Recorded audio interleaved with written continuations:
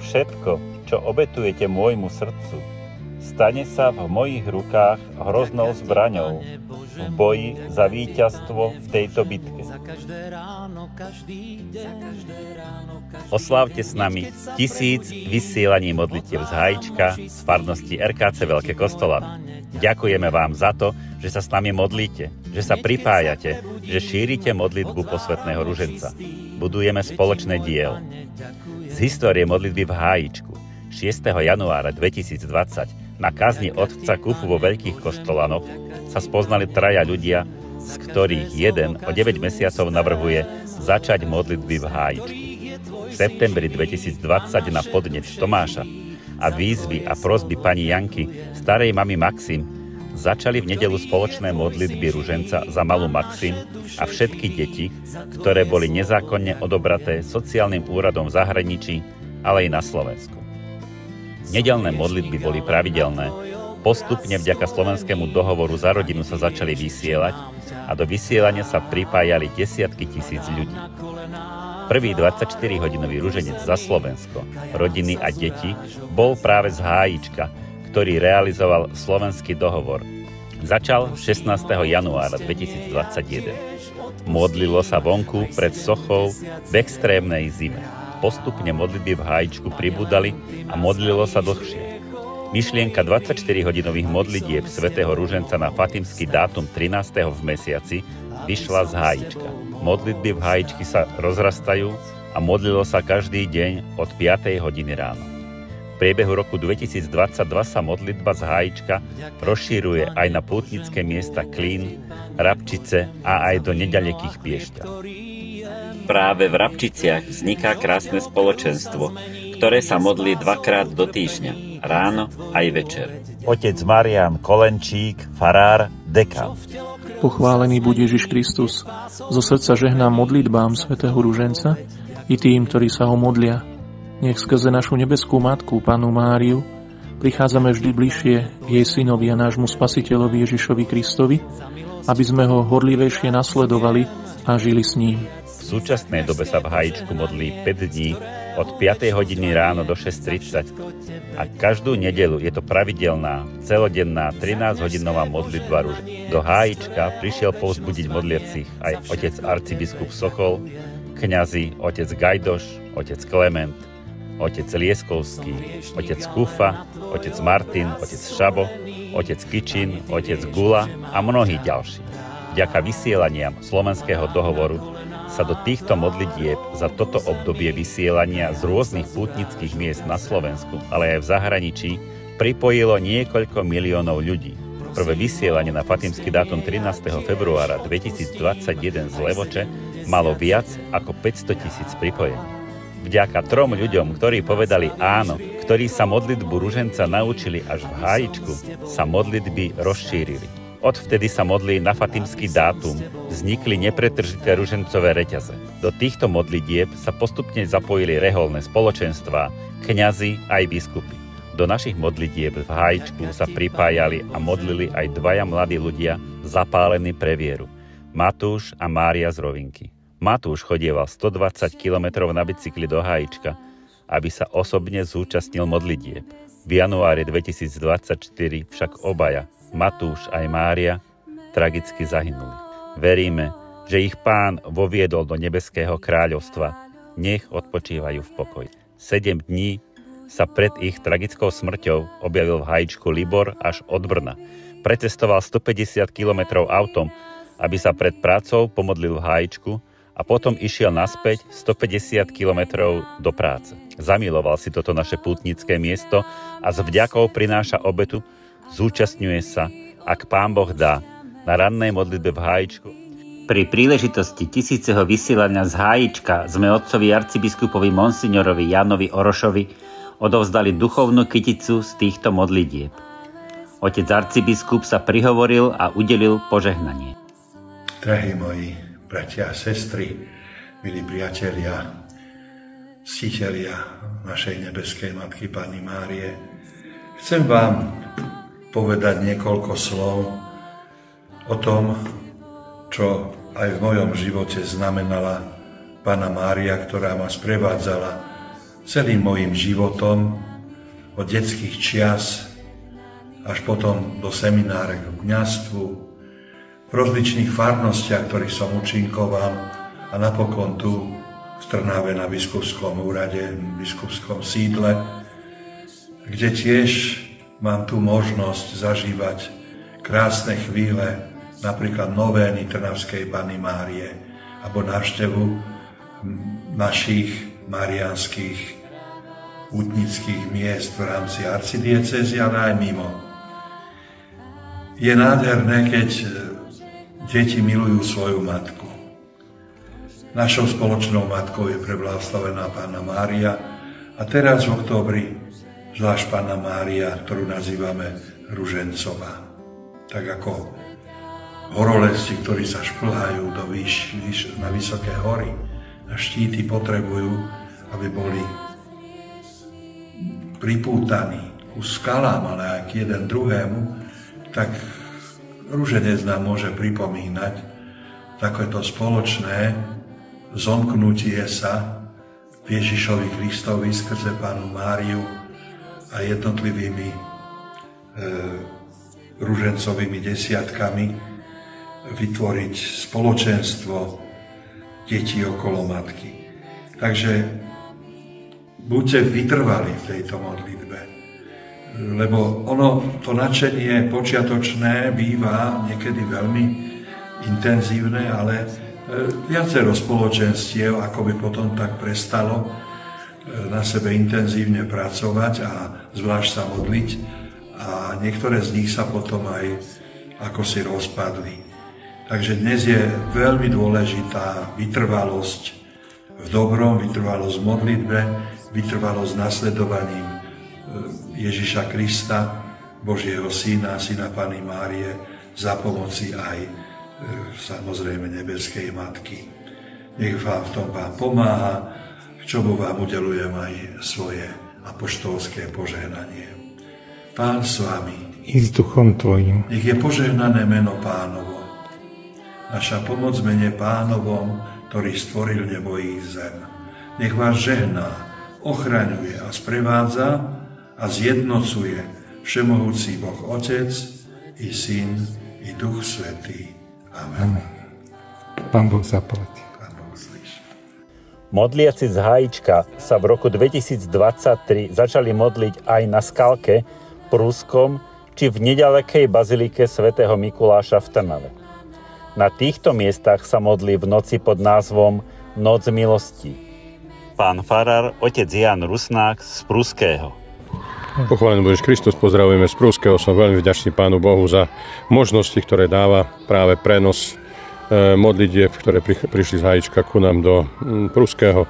Je to veľká taká Božia posila, aj taká vzprúha, také naladenie, aj také pozastavenie sa v čase pri tajomstve svätého Ruženca, z ktorých čerpáme silu. Nielen my kňazi, ale aj naši veriaci, všetci tí, ktorí tu prídu, odchádzajú s úžasným Božím pokojom a s naplnením tej radosti, ktoré skrýva práve tajomstvo svätého Ruženca, či už rôzne svedectvá odvážnych ľudí, jednoduchých ľudí, možno ľudí, ktorí boli v spoločnosti stratení, alebo možno ktorí ľudia sa zase našli, mnohí ľudia, ktorí nachádzajú taký pokoj do srdca, ktorí sa stratili možno vlastným rodinám, možno vlastným názorom, možno sa stratili sami sebe, ale svoje vlastné putovanie.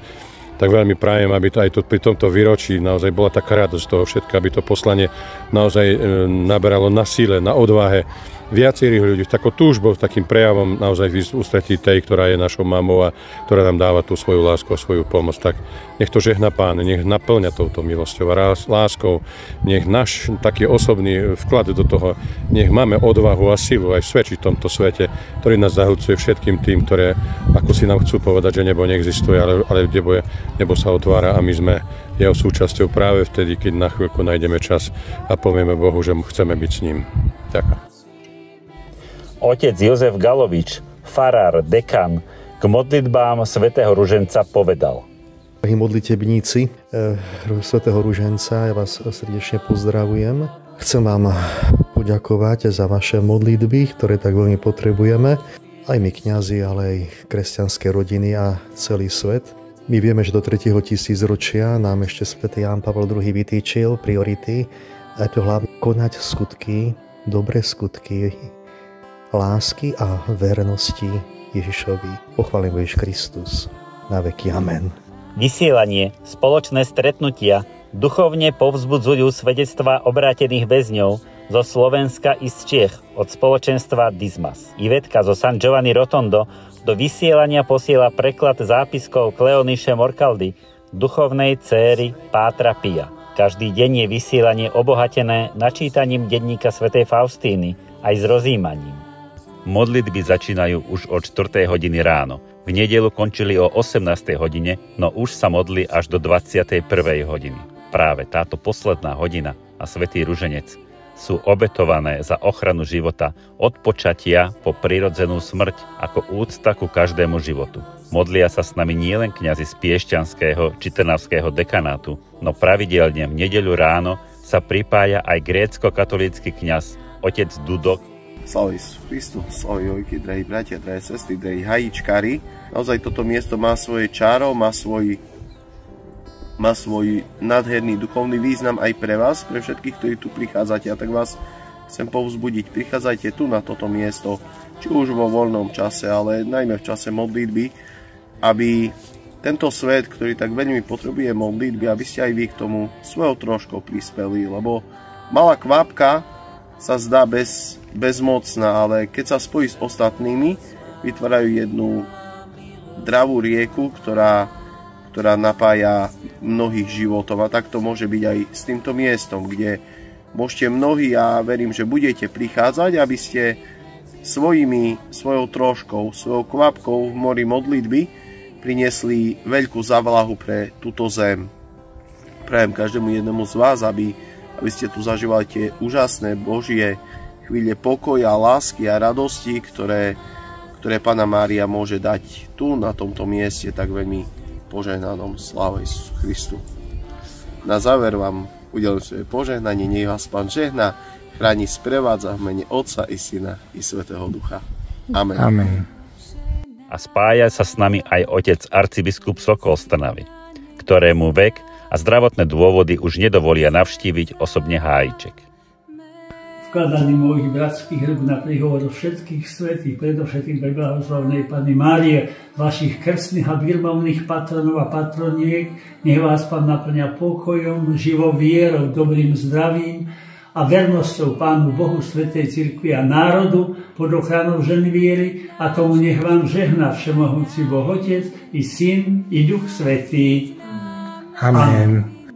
V poslednom období sa naše modlitebné spoločenstvo rozrastlo aj o kňazov z Českej republiky. Pripája sa otec Vrbiak a aj otec Benko. Pán Boh zaplať. Pochválen Pán Ježiš Kristus. Slavíme malé, ale krásne výročie 1000 vysielaní modlitieb živého ruženca z hájička. Panna Mária niekoľkokrát povedala, že modlitba ruženca je tou najmocnejšou zbraňou, ktorá víťazí nad každou temnotou. A verím tomu, že vrúcna úprimná modlitba svätého ruženca vyprosí mnoho požehnania nielen Slovensku, ale aj celému svetu, mnohým rodinám. Preto prosme Pána, aby požehnal všetkých, čo sa s láskou modlia ruženec, aby na príhovor Panny Márie, našich nebeských patronov a ochráncov, táto modlitba naozaj bola tou najmocnejšou zbraňou, prameňom milosti, aby sa do modlitby svätého ruženca zapájalo čoraz viac ľudí. Počas medžugorskej novény sme sa spájali 9 nocí z nášho hájička s pútnikmi v modlitbe za pokoj a mier vo svete, za víťazstvo nepoškvrneného srdca Panny Márie a na jej úmysly. Dvakrát do roka organizujeme charitatívne zbierky pre Inštitút Krista Veľkňaza v Žákovciach. Veľká vďaka všetkým, ktorí sa zapájajú a poskytnú pomoc materiálnu či finančnú na charitatívne účely. Veru, hovorím vám, čokoľvek ste urobili jednému z týchto mojich najmenších bratov, mne ste urobili. Cez vás Pán Boh pôsobí aj u nás v Žákovciach a vďaka takým ľuďom, jak ste vy, môžeme byť ďalej fungovať. Môžem sa za vás pomodliť, kratičko, a dám vám požehnanie ako ďakovné. Sláva Otcu i Synu, Duchu Svätému, ako bolo na počiatku, tak nech je teraz i vždycky na veky vekov. Amen. Pán s vami i s duchom tvojím. Na príhovor nepoškvrneného srdca Panny Márie aj svätého Jozefa, nech vás všetkých našich dobrodincov nech žehná Všemovci, Boh Otec, Syn, Duch Svätý. Chodte v mene Božom. Veľmi pekne vám ďakujeme. S Pánom Bohom. Robíme balónové ružence s deťmi a farníkmi v Hájičku. Na sviatok narodenia Panny Márie sme sa stretli na tradičnej púti v tomto roku 2024 v Hájičku a oslávili sme 1000 prenos z Hájička a 4 roky vysielania modlitieb. Zišli sme sa modlitebníci z Piešťan, Trnavy, z Oravy či Rabčíc. Poďakovali sme sa otcovi Igorovi za jeho podporu pri vzniku a prvých 3 rokoch modlitieb a miestnym kňazom otcovi Jurajovi a otcovi Romanovi za pokračovanie podpory. Otec Juraj nám udelil kňazské požehnanie. Pán Boh zaplať. Vkladáme do Božích svätých rúk všetky ďalšie vysielania so všetkými modlitebníkmi, ale aj pripájajúcimi sa online. Ježišu, celkom sa ti odovzdávam. Postaraj sa o všetko. Povedzme aj my svoje áno a rozširujme modlitbu posvätného ruženca. Ďakujeme vám. Ďakujeme za spoločne strávený čas pri modlitbách, pôste a obetovania sa. Ďakujeme Pánu Bohu za vás, ktorí ste skalní a pravidelne sa s nami modlíte.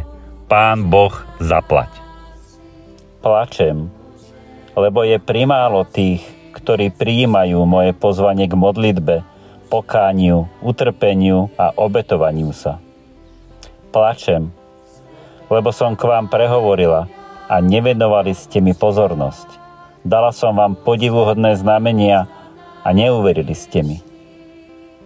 Modlitba, ktorú mám najradšej, je modlitba svätého ruženca. Preto pri mnohých svojich zjaveniach vás prosím o túto modlitbu. Spájam sa s tými, ktorí sa ju modlia. Prosím o ňu dôrazne a s materskou úzkosťou. Otec Milan Vrbiak, dekan. Človek bol stvorený ako partner do krásneho milovania s Bohom. Boh svoju lásku, ktorú má vnútri, uprostred Najsvätejšej Trojici, chce preliať na niekoho smerom von. Preto sme boli stvorení. A ak sme boli stvorení ako partneri do krásneho dialogu s Bohom, tak ten dialog je vlastne reč lásky. Boh svet stvoril a spolu s nami ho chce dotvoriť, lebo láska chce zdieľať ešte aj samotnú cestu rastu k dokonalosti a svetosti spolu s nami. Bez Boha nemôžeme nič. Preto modlitba ako rozhovor s Bohom je nevyhnutná k tomu, aby sa náš život utváral ako oslavný hymnus lásky, ako spoločenstvo s Bohom, bez ktorého sa nedá nič. Preto všetky tieto modlitby, ktoré prebiehajú v Hájičku, podnet, prečo začali prebiehať, je jasný. Človek potrebuje Boha do všetkých svojich situácií, s ktorými si nevie rady. Ale to je málo. My potrebujeme všetky okamžiky svojho života naplniť modlitbou, rozhovorom lásky. Lebo ním sa dotvára a my dorastame. Aby tá božská láska bola aj v nás. Aby sme dokázali toho druhého milovať božský. Boh sa ujíma našich problémov, keď mu ich zverujeme v modlitbe. Boh chce, aby sme všetko, čo nám leží na srdci, postavili doprostred medzi jeho ty a svojím ja. Modlíme sa teda ďalej a formujme to svoje srdce tak, že všetko, čo prežíva, všetko, čo na nás dopadá, ale aj to, čo nám robí radosť, zdieľajme s tým, s ktorým budeme tráviť celú večnosť. Srdečne Pán Boh zaplať za túto iniciatívu, ktorá je určite z Ducha Svätého. Amen. Maria Grignon z Montfortu hovorí, že práva mariánska úcta má také 3 stupne. Prvý stupeň majú ľudia, ktorí si Pannu Máriu ctia, lebo je Božia matka, je naša, občas sa k nej pomodlia a chránia sa hriechu, aby žili ako Kristovi učeníci. Druhý stupeň majú ľudia, ktorých oddanosť, láska k Panne Márii je väčšia. Vstúpia do ružencového alebo škapulárskeho bratstva, modlia sa nielen ten svoj desiatok, ale celý ruženec, aj všetky 4. K tomu vás veľmi povzbudzujem. A tretí stupeň majú ľudia, ktorí sa skrze Máriu zasvetia Kristovi a všetko sa snažia robiť s Máriou, Márii pre Máriu. a cez Máriu, aby to dokonalejšie robili pre Krista, v Kristovi, skrze Krista a cez Krista. Amen. Nech vás žehná všemohúci Boh, Otec i Syn i Duch Svätý. Spevom a hudbou nás obohacujú Peter Janku a Ivetka Masníková s rodinou. Otec arcibiskup Ján Sokol. Moji bratia a sestry, pútnici v Hájičku, musím vás pochváliť, že ste horliví cez Pannu Máriu, šírite evanjelium. Pokračujte ďalej. Nedajte sa znechutiť nikým, ničím, ani sebou samými.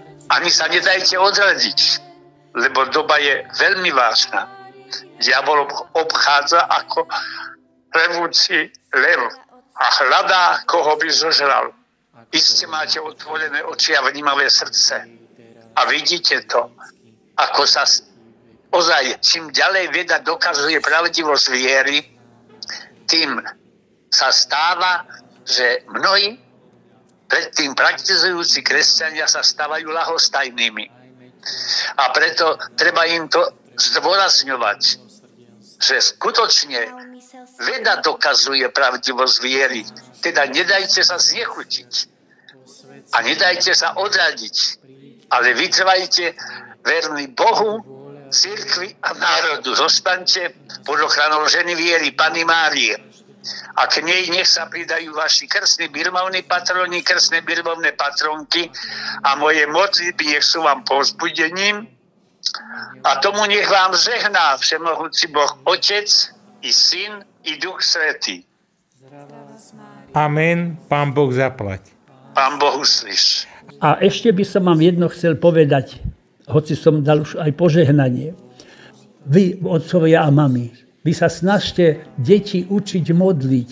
Krátučko z počiatku, keď už budú dospelejšie, trošičku viac pridať, ale keď ich nenaučíte, keď aj dospejú, nebudú to robiť. A bez modlitby, tak ako rastliny vyschnú bez vlahy, tak aj človeku viera stratí sa bez stopy. Keď ju nebudeme obrazne hovorím polievať modlitbou a účasťou na svätej omši. Nech vám Pán Boh pomáha a nech vás tieto moje modlitby za vás a moje povzbudenie, ktoré som teraz vám povedal a odkázal, nech vás tak motivuje k tomu, aby ste skutočne boli radi, že máte vieru, aby ste ju pestovali a odovzdávali aj svojim deťom. A prizvukujte im také zdravé sebavedomie, že ste kresťania, nie strach, ale určitú hrdosť.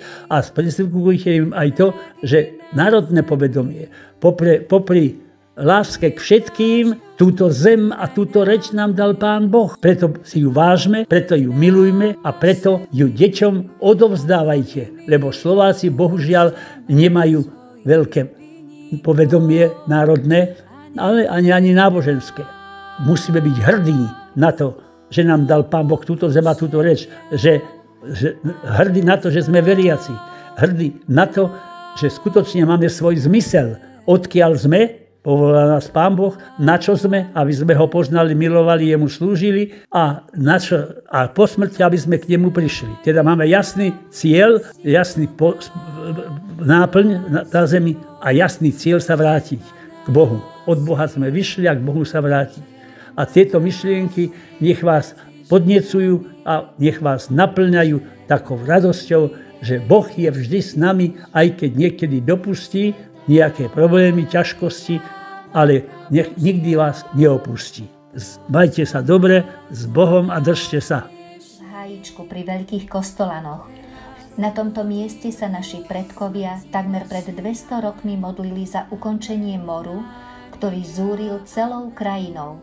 V roku 1830 pri morovej nákaze obchádzali hranice Chotára farnosti a prosili o záchranu. Nebeský Otec na príhovor Panny Márie mor zastavil, ďalej sa nešíril, chorí sa uzdravili a zdraví neochoreli.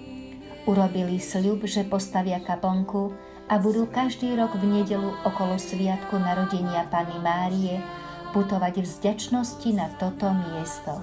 A tak sa stalo. Postavili kaplnku a v roku 1831